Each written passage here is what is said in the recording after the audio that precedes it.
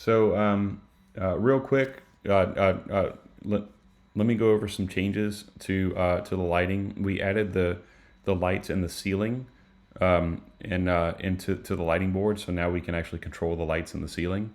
And so the ceiling lights have been added to all of the different cues in different intensities for each cue.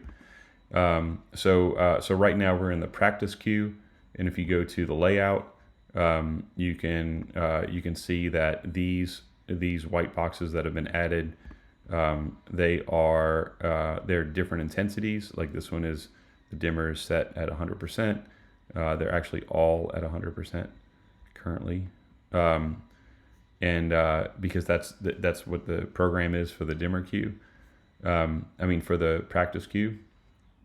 But as you go to different cues, you'll be able to see that they're set at different intensities for different cues depending on what the room should look like. If you need to change any of the intensities for any of the cues, simply make sure to go to that cue on the board, and then once you're on that cue, then you can go back to the layout, choose whichever group of lights you want to change, and then simply make the change to the dim control. And just to go over the groups real quick, 7 and 8 are the two. They're like two lights on the row that's closest to the stage. Two lights on the left, two lights on the right. That's 7 and 8. 7 is on the left, 8 is on the right.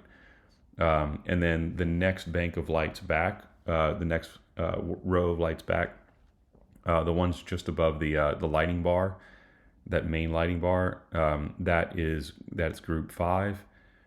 Group 4 is the bank of lights that's just behind that one, and then bank 3, number 3 is the bank of lights that's just over the sound booth. And except for practice, those lights are off for everything else, just because we don't need to light up the sound booth during services or rehearsals for anything. So so that's basically how those work. There is one thing very important to note though. The wall switches for the lights still work. So what that means is that all the wall switches have to be on during rehearsals and services, so that way the lights actually operate. If the light switches on the wall are off, then all the lights will just stay off. Like there's no way to turn them on. Like that's the actual power to the lights. So what I did was, for the case where it's after rehearsal or it's after services, what you want to do is on the number 1 fader over here on the left. It's the actual fader on the board. Is take that fader and bring it all the way down to 0, and that'll turn off the cue list. That'll turn off this cue list completely. So like basically any lights that are associated with that cue list, like all the stage lighting and the crowd lighting, that'll all come off, and then turn this number 4 fader that says ceiling. Bring that number 4 fader all the way to 100%. So just bring that one all the way up. So turn number 1 down and turn number 4 up. And at that point right there, that's like the end of it's like the end of service.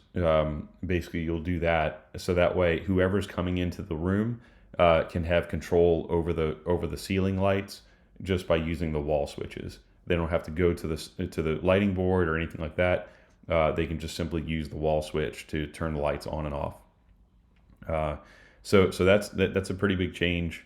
One other thing though is that when you're actually in service or you're in rehearsal, that number 4 fader is still going to work for the ceiling lights. So basically, when you're in services or rehearsal, you just want to make sure that number 4 fader is down all the way. So that way the ceiling lights, don't. So the number 4 fader doesn't override and then turn the ceiling lights on.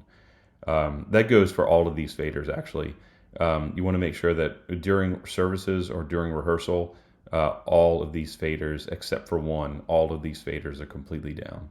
So anyway, those are the changes. If you have any questions, of course, just please call me or text me, and I'll be glad to help. All right, talk to you later. Bye bye.